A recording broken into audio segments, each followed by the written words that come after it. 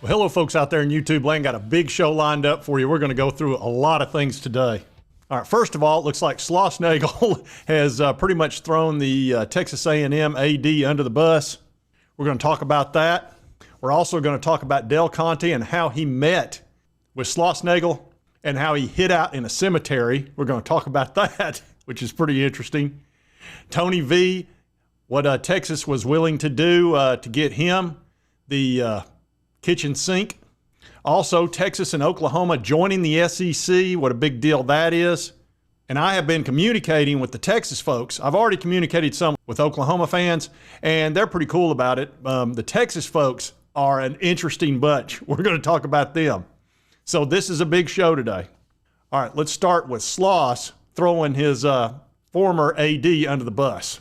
And here he is with Del Conte, and they were talking to the SEC folks about the whole situation with Paul Feinbaum, etc. I don't think there's any tipping point reason. It was just I took a job under one pretense, right, with an athletic director in Ross Bjork, and Trev I think is going to do great things at Texas A&M. You can literally hear the bus going over Trev right now. That right there was the big start of it. Now he's going to do a little bit of cleanup afterwards so it doesn't look so bad, but he just threw Trev under the bus.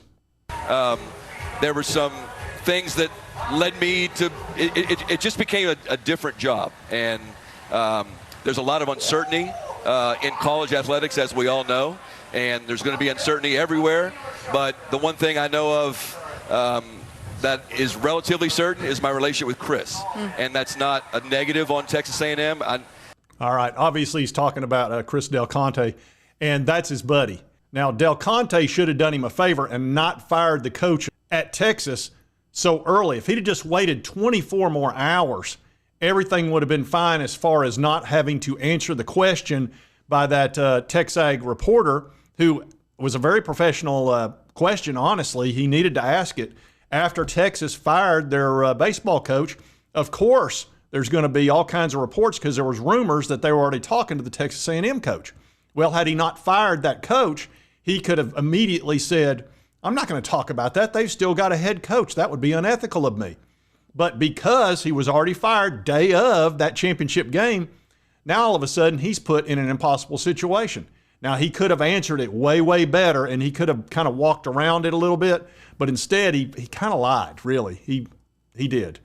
And that was unfortunate because it really pissed off the Texas A&M people, because it's like, not only did you creak us and go to our arch enemy, which is Texas, the worst thing you could possibly do, but then you lied about it. And you acted like, oh, God, I gave up my life for this. I gave up my family. I gave up everything to come be for Texas A&M, and I'd be there forever. Right. And now we find out the truth, that really he wasn't happy, and things had changed when they brought in a new athletic director. And this had a lot to do with Jimbo Fisher. I don't care what anybody says. He even brought it up, that he was concerned about Jimbo Fisher, the way he was treated, the $80 million they had to come up with for him and the assistant coaches, and how they would not be able to fast track the baseball stadium that he wanted. He wanted a new contract. He hadn't heard word about that from Trev Alberts, so it really became an issue. So I think he's basically saying, Trev, I didn't trust him. Whereas I knew Del Conte, he wanted me, that's what I did. Now he's going to talk about it a little bit more. I think what they want to think, and that's okay. But it was just more of my relationship with Chris. I don't want to coach forever. Yeah. And so for the remainder of which I do want to coach, I wanted to have some certainty with the future. And again, I think A&M is going to do great things, but University of Texas was just too much to walk away from. All right, so now we're going to talk about Del Conte. He was waiting to talk to Schlossnagle, and he was actually waiting in a cemetery. I think he felt like, well, if I wait here, nobody's going to find me. I mean, who's going to come into a cemetery? And so he waited there for hours, and here's the story on that. It says he waited in a cemetery to meet with Jim. He said Longhorns AD wasted no time getting the deal across the finish line, telling reporters that he hid in a cemetery just outside of College Station while waiting on Schlossnagle to return home before making his pitch. Now, look, are we going to honestly say they hadn't already talked? Give me a break. This is running some cover, but it's kind of a cute story to tell, I guess, and it kind of gives cover for Schlossnagle. Says, with Jim, our eggs were in one basket, Del Conte said. I was banking on my relationship with him that we could come to a deal. I was really nervous, to tell you the truth.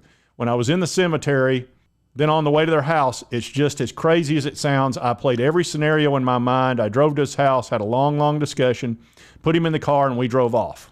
And here's an actual picture of the cemetery, I guess, where he was waiting. So he was incognito, to say the least. Wait for my signal. Well, Barney, don't... Listen, go, go, go, go! All right.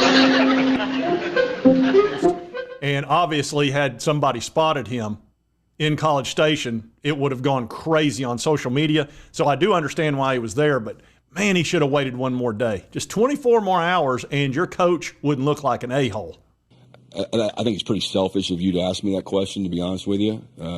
I gave up a big part of my life to come take this job, and I've poured every ounce of my soul in this job, and I've given this job every single ounce I can possibly give it. So write that. Coach, thank you very much. Are you kidding me? Where are we at in society today? Come after me! I'm a man! I'm 40! So anyway, I also want to talk about Tony VITELLO. We know that they threw the kitchen sink at him to try to get him to come to Texas. Also, Texas A&M made a furious pitch to try to get him as well. But Texas, of course, had kind of unlimited money. And I think from what I've heard and my sources and also on social media, they pretty much told him, said, what do you want? What do you want to come here and take over Texas? Because Tony V's the hottest baseball coach out there. He's kind of the Pied Piper, and he's turned Tennessee into a juggernaut. I don't know how the crap he's done it. We weren't great at baseball till he showed up. And in the last 5 years, we've been the best. I mean, it's just a fact. We've had a better winning percentage. We've had more talent. It's just been kind of shocking, which tells you the importance of having the right coach. Kind of what Nick Saban did at Alabama. You know, they were struggling for 10 years, and all of a sudden Saban showed up, and good grief, we know the horrible story about that for the last 15 years. As far as us Vols fans, Tony's loyal to Tennessee. That's just a fact, because he could have got more money at Texas. He'd have had more NIL money.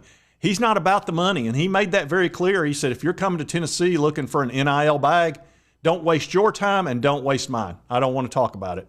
We've done it, I think, from the ground up here. And while I'm at it, anybody that's thinking about visiting our place that we're recruiting and you think this is a place you can come and have your hand out and see how much money we can give you, don't waste our time and don't waste your time either. So it's not about the money for him. He's getting a contract. I'll just go ahead and tell you, an extension with a big raise. He's going to get what he wants. He's got $100 million being spent on his stadium. It's going to be unbelievable. You've seen, I'll show you pictures of it. It's going to be terrific and be one of the very best in the country. He's more about loyalty and sticking to what he says he's going to do. And, you know, I can tell you he was offered up to $3 million. He's not going to get that much at Knoxville. He's taking less money to stay with us. That's just a fact. It's pretty clear to me he was offered up to $3 million. So anyway, that ought to make you feel pretty good about the guy if you don't already like him. All right, now we're going to talk about Texas and Oklahoma joining the SEC. And Paul Feinbaum had a few things to say, and we're going to talk about that. Well, Paul, man, this event, what are your first interaction when you come out and you see so many people here? How excited to see so much support from the city? Oh, I think it's absolutely the greatest day in the history of the SEC. And by the way, I've been around covering it since it began in 1894. But the point being, this is a long time coming. It came out 3 years ago. We've had the tiptoe around it, but not tiptoeing anymore. I mean, we're downright celebrating tonight. I have no intentions to tiptoe, Paul. Who will be the starting quarterback for Texas at the end of this upcoming season? That will be Arch Manning. I don't need to tiptoe around that. That is guaranteed. All right, so yeah, Texas is coming into the SEC. And like I said, I've been communicating. I've covered Oklahoma. I've been covering Texas A&M, but I've heard from a lot of Texas folks while I've been covering the Schlossnagle thing. And there's a big difference. The Oklahoma folks, they're pretty cool about it. You know, there's a little bit of trepidation there. They're a little bit concerned about the schedule, all that. They've got a tough schedule, I can go ahead and tell you. Texas doesn't care. These folks, these Texas fans, they're like, we're coming and you've been warned. I don't know how to put this, but I'm kind of a big deal. Really? And I'm like, what? What in the crap? You're going to come into the SEC and warn us? Are you kidding? They mean it. They are dead serious. They're like, y'all hadn't seen nothing like us. And I'm sitting here going, well, I'll bet Alabama might have something to say about that. I don't give a piss about nothing but the Tide, baby. Don't give a piss about nothing but the Tide. I love America and I love the Tide, baby. Or maybe the Georgia Bulldogs. Yeah, we've seen some pretty good teams, so I don't think we're going to be shocked by anything that Texas can do. But the Texas fans are convinced we will be. They feel like they're going to come in and dominate, and this is going to be super interesting because they've never had an SEC schedule before.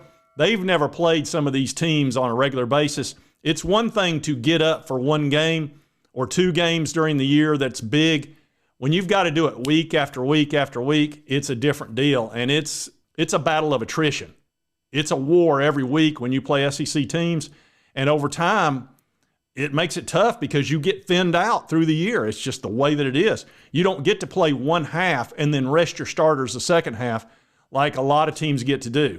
How dare you! With their schedule, like Texas used to be able to do. Well, they've really not been that good for several years, and all of a sudden, here they are.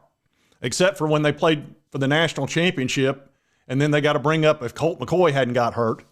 You can't even talk to a Texas person without having that brought up. If Colt hadn't got hurt, and you may be right about that, got hurt in the first series. But anyway, they are very confident, and we will see how that plays out. All of them are. I mean, everyone I've communicated with, for the most part, has been like, oh, yeah, you're going to find out, big boy. You're going to find out what it's all about. When we bring the Longhorns in, yeah, you're going to see. Like, okay, all right, we'll see. You may find out the SEC is not what you're used to. Toto, I have a feeling we're not in Kansas anymore. Anyway, I'm excited about this season. We've got the 12-team playoff. It's getting closer. I mean, what are we? It's July. So we got 2 months, and it's football time. I mean, we're that close. Anyway, if you like this content, be sure to hit that like button. Let's continue to cover all these big sports stories. If you've not subscribed, boom, right there. It doesn't cost you a dime, would help me out. And right over here is the most recent video. YouTube thinks you'll enjoy. And we'll see you next time on Sports Talk Jay.